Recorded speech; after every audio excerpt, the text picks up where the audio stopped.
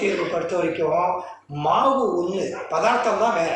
நாடா கொன்றா, காடா கொன்றா, அவதா கொன்றா, மிசையா கொன்றா, எவ்வழி நல்லவர் ஆடவர் அவ்வழி நல்ல வாழிய நலனே. சரி, கோச்சிங் சென்டர் போய் படிக்கணுமா, வீட்டில் உட்காந்து படிக்கலாமா?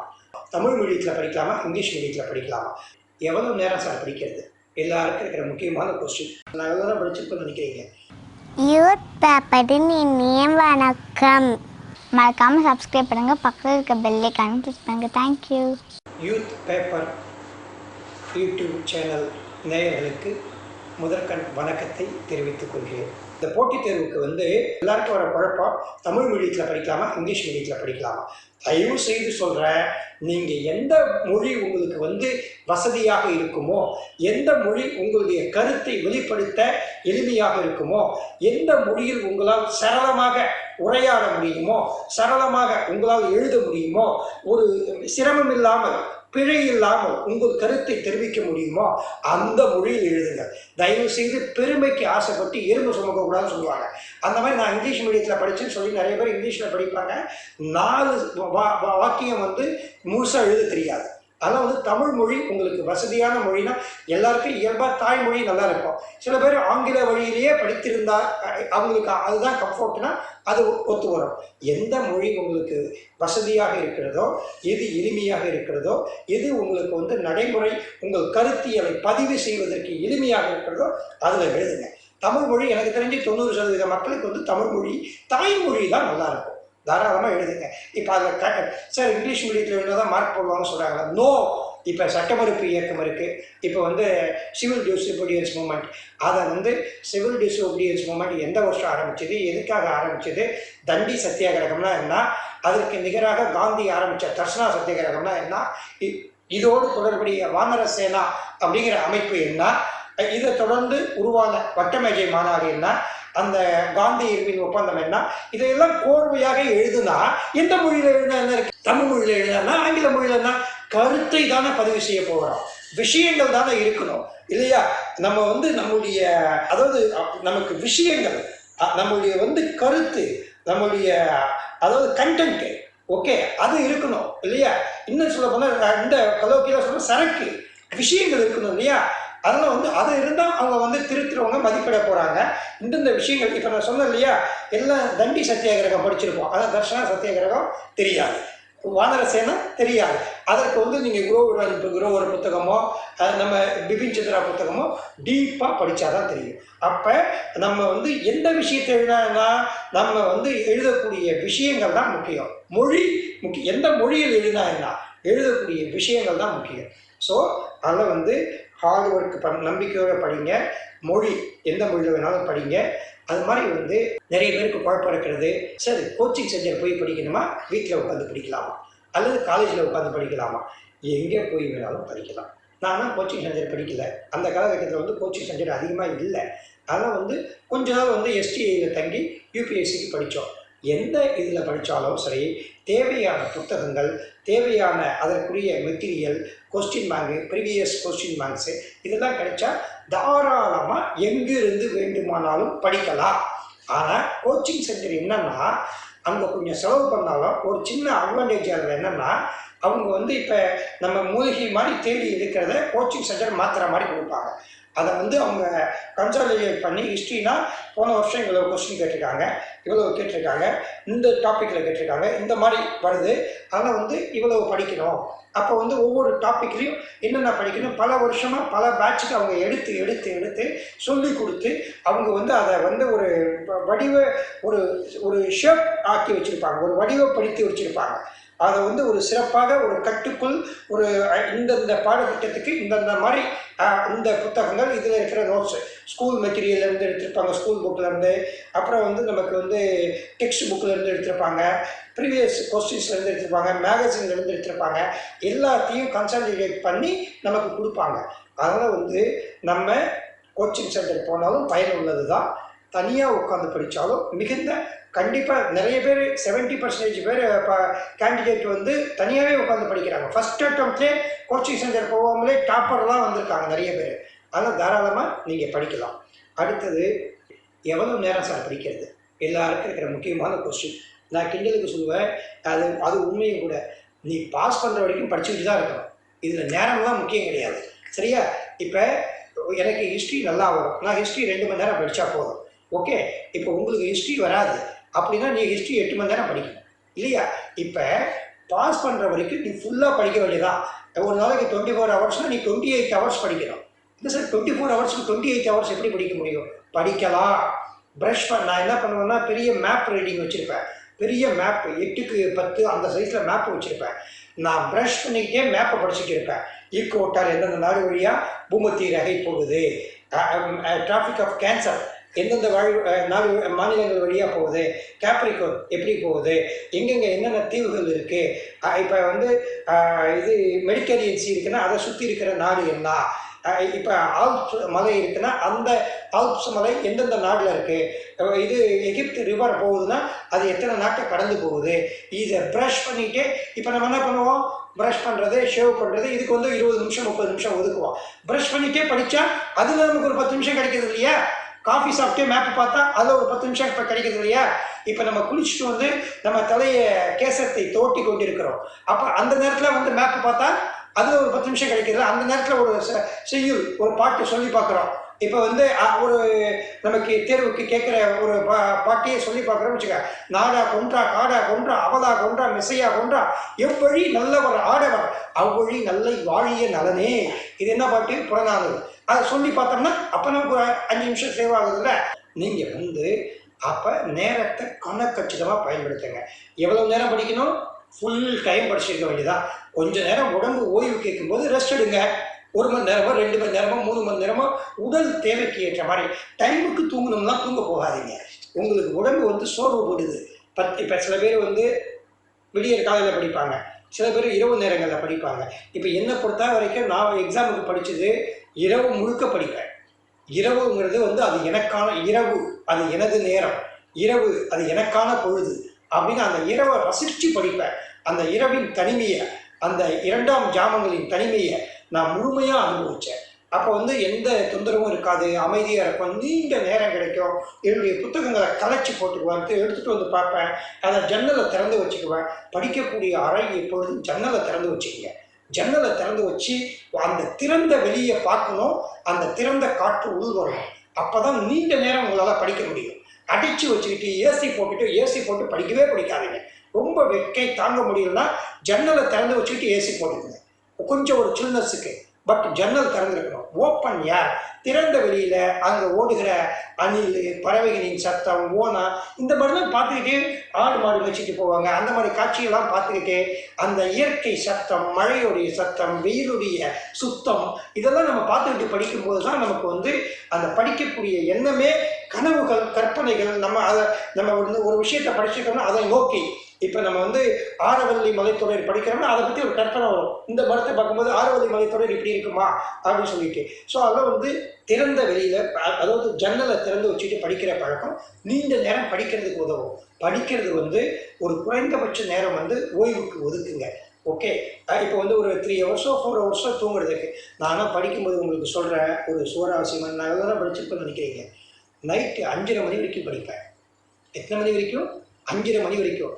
எனக்கு வைகறை பொழுதுங்கிறதே எனக்கு எல்லா நேரமும் முன்னிரவு, முன்ஜாமம், 2ஆம் ஜாமம், வைகறை, எனக்கு எல்லாமே ஒரே நேரம் தான். ஃபுல்லாக படிச்சுக்கிட்டே உட்காந்துருப்பேன். ஈவினிங் வந்து 5:30 மணி 7 மணி 6 மணிக்கு ஆரம்பிக்கிறேன்னா படிப்பேன். 8 மணி 9 மணி வரைக்கும் சும்மா 2 சப்பாத்தி சாப்பிட்டு ஒரு வாக்கிங் போயிட்டு வயிறு காலியாக இருக்கணும்னு சொல்லிட்டு அப்படியே போயிட்டு திரும்ப பிளாக் காஃபி அல்லது டீ ஏதாவது போட்டு திரும்ப படிக்கிறது. 12 மணிக்கு ஒரு டீ சாப்பிட்றது. திரும்ப 1:30 மணி 2 மணிக்கு எல்லாம் தூக்கம் வர மாதிரி இருந்தால் வினாத்தாள் பயிற்சி செய்து பார்ப்பேன். ஒரு நாளைக்கு குறைந்தபட்சம் 300-400 கொஸ்டின்ஸ் அடிப்பேன். 300-400 கொஸ்டின் ஒர்க் அவுட் பண்ணுவேன்.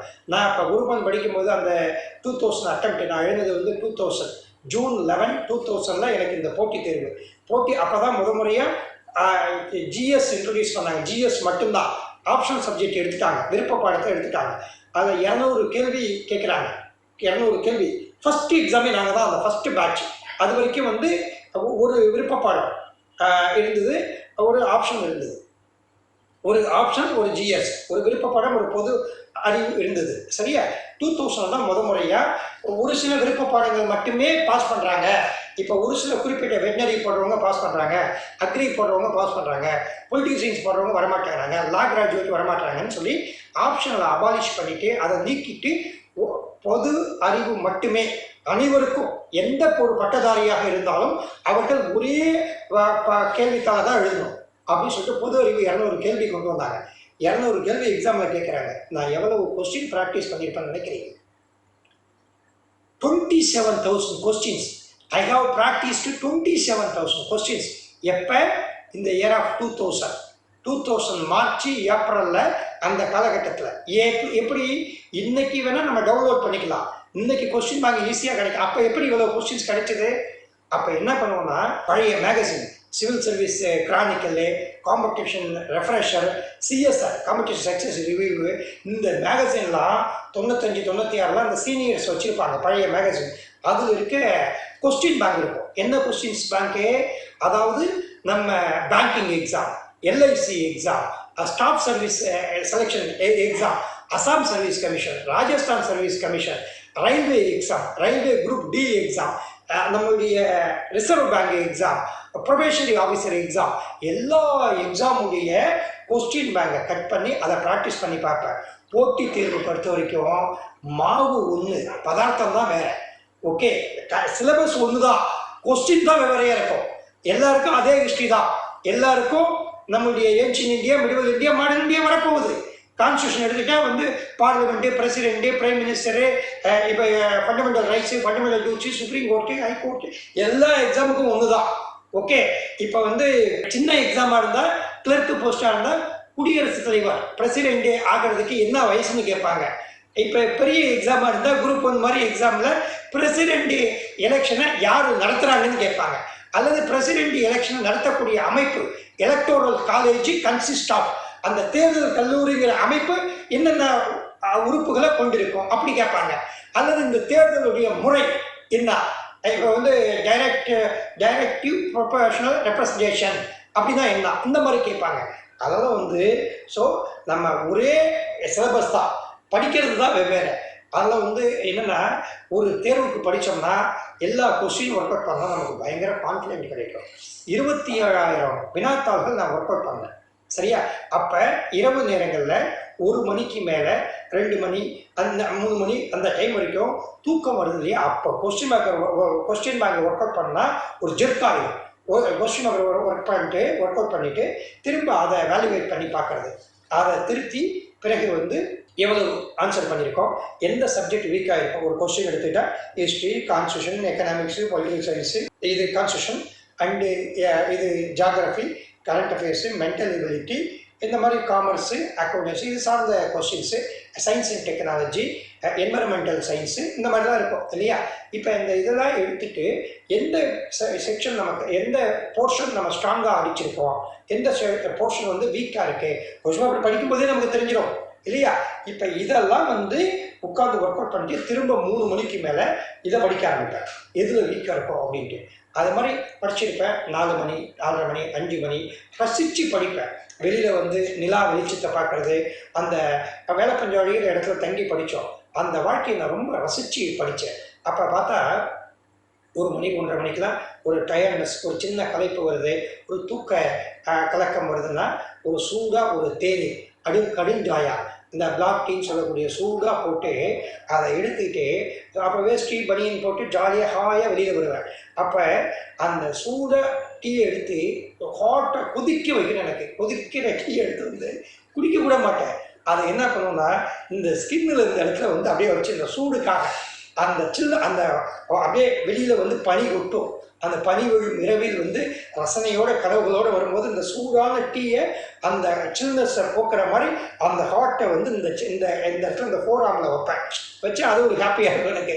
படிக்கட்டில் உட்காந்துட்டு அந்த டீயை சாப்பிட்றது, நிலாவை பார்க்குறது அப்படின்னு சொல்லிட்டு ஒரு மாதிரி ரசனையாக, ஒரு தேநீர் அருந்து பருகுவது கூட அப்படி தான் ரசனையாக பண்ணது காலகட்டம் அது.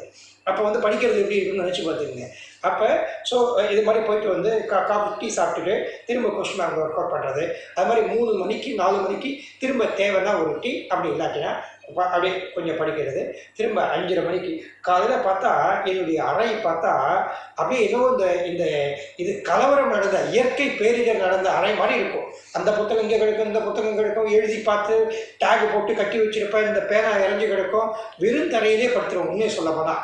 அதாவது அந்த வெறும் தரையிலே அவ்வளவு களைப்பா அப்படியே அதுக்காக இதே பண்ண மாட்டேன். ஒரு ஒரு பெட்டு போடணும்னு கூட மெனக்கிட மாட்டேன், அப்படியே படுத்துருவேன். அப்படிதான் என்னை பொறுத்தவரைக்கும் நான் தூங்கணும்னு நினைப்பேன். அந்த தூக்கங்கிறது உடம்பு இழுக்கணும். அந்த உடம்பு எனக்கு கொஞ்ச நேரம் ஓய்வு வேணும், அந்த நேரத்தில் ஓய்வு எடுக்க போகணும். திரும்ப அந்த தூக்கம் நல்லா டீப் ஸ்லீப் இருந்தால் 5:30 மணிக்கு படுக்க போயிட்டு 7:30 மணிக்கு எந்திரிச்சிடுவேன். இது வரைக்கும் என் லைஃப்லேயே 7:30 மணிக்கு மேலே நான் தூங்குதலே கிடையாது. சென்னை சிட்டியில் இரவு முழுக்க இரவு போவோம். அப்படியுமே அது 7:30 மணிக்கு மேலே இது வரைக்கும் எனக்கு என் லைஃப்லேயே 8 மணி 9 மணிக்கு தூக்கங்கிறது எனக்கு இன்னும் அலர்ஜி மாதிரி. அது அப்படி ஒரு பழக்கம் எனக்கு இந்த வரைக்கும் நடக்கலை. எனக்கு தெரியல ஃபியூச்சரில் இருக்குமான்னு. அது ஏன்னா 7:30 மணிக்கு அப்படி பழகி எழுந்திருச்சு இரவு முழுக்க படிக்கிறது. அதான் சொல்கிறேன், இது இரவு எனக்கான நேரம், நமக்கான ஆட்டத்தை ஆடணும் அந்த நேரத்தில் அப்படின்னு சொல்கிறேன். இப்போ புரியுதா எவ்வளோ நேரம் படிக்கணும்னு? அதில் உங்களுக்கு ஓய்வு ஃபுல்லாக படிங்க. அப்போ ஓய்வுங்கிறது என்னென்னா, ஓய்வுங்கிறது நம்ம அப்படியே இழுத்து போட்டுக்கிட்டே அப்படியே கவுந்தரிச்சு படுத்து தூங்குறது இல்லை.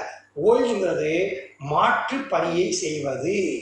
உங்களுக்கு படிக்கிறீங்க, ஒரு களைப்பாக இருக்குது, ஓய்வு வேணும்னா கண்ணை மூடிட்டு ஒரு இளையராஜா பாடலை உற்சாகமாக கேட்கறது, ஒரு இசையை இப்போ யானி இசையை உங்களுக்கு பிடிக்கும்னா கேட்குறது, வேல்ஸ் நிர்வாணா மியூசிக் இருக்குன்னா அதை கேட்குறது. உங்களுக்கு பிடிச்ச ஒரு இசையை கேளுங்க, உங்களுக்கு பிடிச்ச ஒரு பாடலை, ஒரு உற்சாகப்படுத்தக்கூடிய ஒரு சொற்பொழிவை, ஒரு நல்ல அறிஞர்களுடைய ஸ்காலர்ஸுடைய பேச்சை, இந்த மாதிரி உற்சாகப்படுத்த ஒரு அருவி ஓசையை உங்களுக்கு பிடிச்சதை கேளுங்க. இப்போ தான் இணையங்கிற ஒரு பெரிய பொக்கிஷன் நமக்கு இருக்கு இல்லையா? யூடியூப்புங்கிறதுலாம் ஒரு கொடுப்பினை. யூடியூப்லாம் மனித உலகத்துக்கு கிடைச்ச ஒரு கொடை. எந்த நேரத்துலையும் எதையும் எல்லாருக்கும் கொண்டு சேர்க்கிறது. எதையும் நம்ம பார்க்கலாம். நான் படிக்கும்போது ஃபதேபுர் படித்து அப்படியே பிரமிச்சு போய் அதை பார்க்கணுன்னு ஆசைப்பட்டேன். புலந்தர் வாசா குஜராத் படையெடுப்புக்கு கட்டிய அக்பர் கட்டிய அந்த வெற்றி தோரண வாயில பார்க்கணும். அந்த ரெட் சாண்ட் ஸ்டோன், அந்த ஆர்னமெண்டல் ஆர்ச்சை பார்க்கணும் ரொம்ப ஆசை. அதை வரையா ஃபெர்குசன் எழுதியிருப்பார் புத்தகத்தில். என்ன எழுதியிருப்பாரு? கல்லில் வடித்த ஓவியம்னு. அந்த கல்லில் வடித்த ஓவியத்தை பார்க்கணும்னு ஆசை. புத்தகத்தில் பார்த்தா டார்க்காக பிளாக்காக படம் போட்டு வச்சுருப்பாங்க. இப்போ யூடியூப்பில் நீங்கள் ஃபதேபுர் சிக்ரி ட்ராவல்னு போடுங்க, அடுத்த செகண்ட் கொட்டும் இல்லையா? ஸோ இந்த மாதிரி ஒரு இணையத்தை அந்த தொழில்நுட்பத்தை நம்ம இந்த வசதி வாய்ப்பை பயன்படுத்திக்கணும். இதெல்லாம் படித்து உற்சாகப்படுத்தி இந்த மாதிரி ஆல்டர்னேட் பண்ணணும். எப்பவுமே ஓய்வு என்பது மாற்று பணியை நமக்கு ஒரு கடினமான ஒன்றிலிருந்து இலகுவான ஒன்றை, பிடித்தமான ஒன்றை, உற்சாகப்படுத்தக்கூடிய ஒன்றை, எழுச்சி பெறக்கூடிய ஒன்றை, நம்மை அமைதிப்படுத்தக்கூடிய ஒன்றை, நம்மை ஆற்றுப்படுத்தக்கூடிய ஒரு பணியை செய்வது தான் ஓய்வு. உடனே போய் அப்படியே தூங்கிட்டு இருக்கிறது இல்லை. தூக்கம் வந்தால் அது தானாகவே தோணும். அந்த நேரத்தில் தூக்கம் எதையும் எதிர்பார்க்காது, ஓய்வுமே எதிர்பார்க்காது, எனக்கு இந்த மாதிரி பெட்டை கூட எதிர்பார்க்காது. அது பாட்டுக்கு இழுத்துக்கிட்டு போகும். ஸோ அதெல்லாம் இந்த மாதிரி இது பண்ணிட்டு படிக்க வேண்டிய நாளில் குறைந்தபட்சம் 12-15 மணி நேரம் 18 மணி நேரம் படிக்கணும். இல்லை டைமே கிடையாது. அதான் சொல்கிறேன், பாஸ் பண்ணுற வரைக்கும் நீ படிச்சுக்கிட்டே இடையில கொஞ்சம் நேரம் தூங்கிக்குவோம், கொஞ்சம் நேரம் ரெஃப்ரெஷ் பண்ணிக்கிங்க, அவ்வளோதானே.